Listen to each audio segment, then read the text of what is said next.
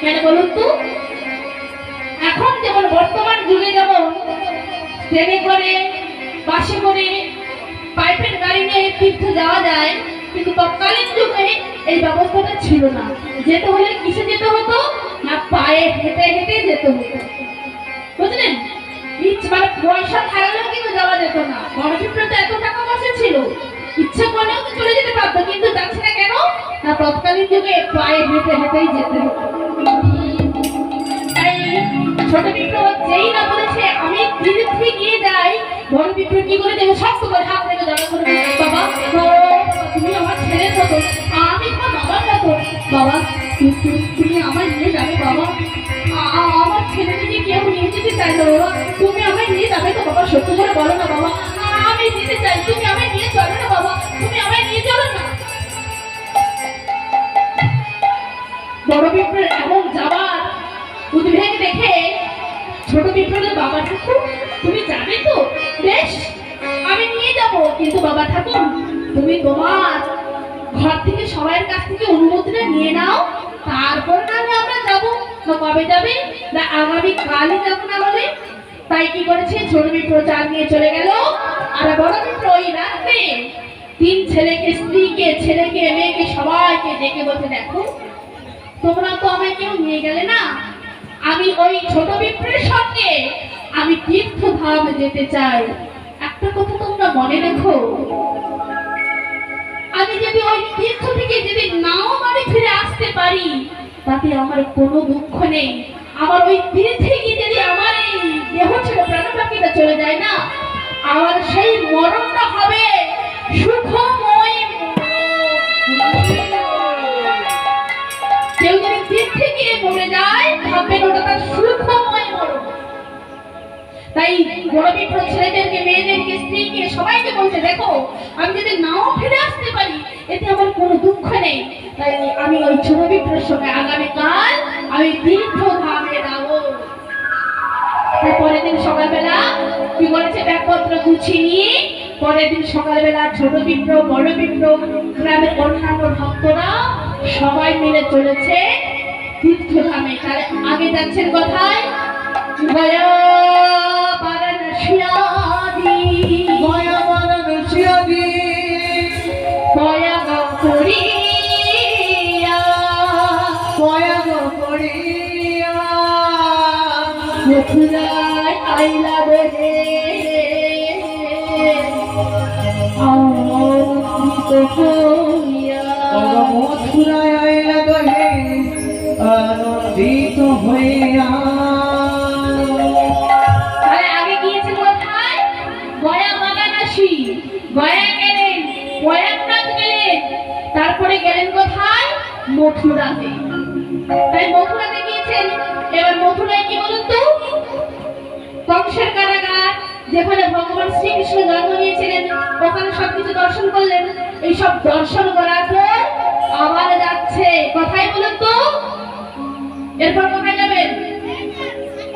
হ্যাঁ, বৃন্দাবন বাবা, বৃন্দাবন। তাই বড় বিপ্লবকে, ছোট বিপ্লব বড় বিপ্লবকে বলছে, বাবা ঠাকুর চলো এবার আমরা সবাই মিলে যাবো কোথায়? না শ্রীরাম বৃন্দাবন। তাই এখানে কেউ বৃন্দাবনে যাবেন? যাবেন? যাবেন? ওই হাতগুলো তুলে দেখছি, ছিনিয়ে যাচ্ছে কিন্তু পায়ে হেঁটে যেতে হবে। যাবেন তো? এই দেখেছেন আর হাত তুলছে না, বলে বাপরে বাপ, পায়ে হেঁটে বৃন্দাবন? না না বাবু, আমি এখন যাবো না। এই আমার ছোট ছোট নাতি নাতনিরা আছে, এদেরকে ছেড়ে এখন আমি যেতেই পারবো না। যাবেন? তো পয়সা আছে তো? পয়সা আছে? টাকা পয়সা আছে? না না, আগে ছিল না হয়তো, এখন মায়েদের কাছে পয়সা আছে। কেন বলুন তো? দিদি দিচ্ছে। কি বলুন তো? ভান্ডার। এরা পায়নি বলে হিংসে করছে। দেখছেন মায়ের কথা, ওই পায়না বলে হিংসে করছে। দিদাই বল হরি বল, না না না, হরি বল, হরি বল। কারণ লক্ষ্মীর ভান্ডারের পয়সা আমার দরকার নেই। আমরা বৃন্দাবনে যাবো কি করবো? আমরা বৃন্দাবনে তো চলে এসেছি। এটা বৃন্দাবন নয়? হ্যাঁ, এই যে তুলসী দেবী এসেছে, এই যে হরিনাম সংকীর্তন হচ্ছে, যে আপনার সবাই মিলে ভক্তরা এসেছেন, এটাও কিন্তু একটা বৃন্দাবন। হ্যাঁ, তা আমরা এই বৃন্দাবনে থাকবো, কিন্তু আমাদের মনটাকে নিয়ে যাবো কোথায়? শৈতাল বন, গোপাল বন, নিকুঞ্জ বন। তাই চলুন মায়েরা, আমরা সবাই মিলে বৃন্দাবনে যাবো। চলে রে আমার মন,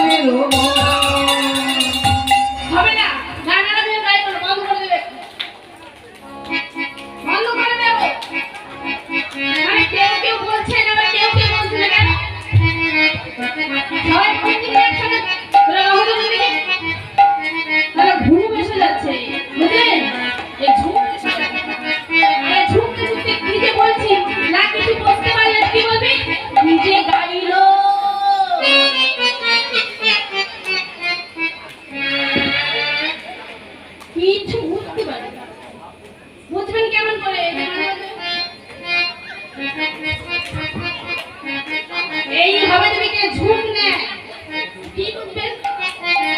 তাই ঝুঁক যাতে না আসে, সবাই মিলে বাহু তুলে সবাই মিলে রাধারানীর নাম করবে। কেমন? সবাই মিলে বাহু তুলুন, যেনারা বাঁধে উঠে আসেন ওনারা তুলুন দিদি, তুলুন। হ্যাঁ, একটা ফুল চাষ দরকার। হৃদয় হরি বল, হরি বল, চলে রে আমার মন, মধুর বৃন্দাবন, যমুনার ধারে তোমার মন, চলে আমার মন,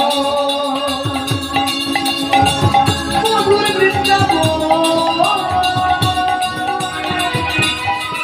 যমুনার ধারে তোমার মন থাকে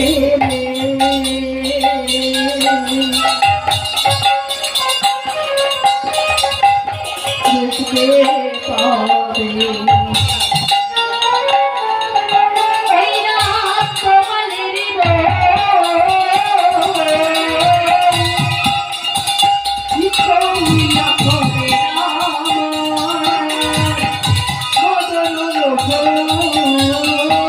চলবে আমার